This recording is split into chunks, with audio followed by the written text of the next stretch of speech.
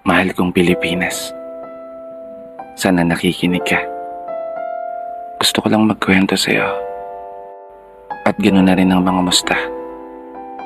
Kahit hindi ka nakakapagsalita, alam kong sobrang nahihirapan ka na. Maganda ka naman eh. Inabuso ka lang talaga ng mga taong nakala mong aalagaan ka.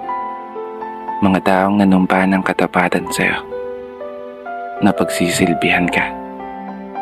Mga taong pinagkatiwalaan namin na sa'yo'y magsasalba sa mga panahon na haharap ka sa unos bilang isang bansa na matatag at palaban.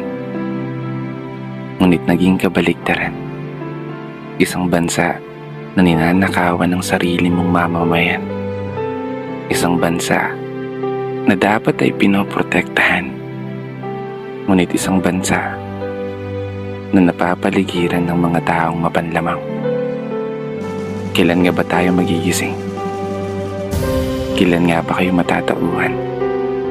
Kailan mo nga ba isa sa puso na inihalal ka ng taong bayan upang maglingkod, hindi para magpayaman, upang magsilbi, hindi para maging gahaman?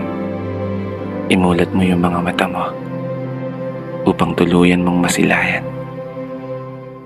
ang katotohanan na nakakapagod ng maging Pilipino, nakakapagod ng maging mahirap sa isang bansang inakala naming iingatan mo.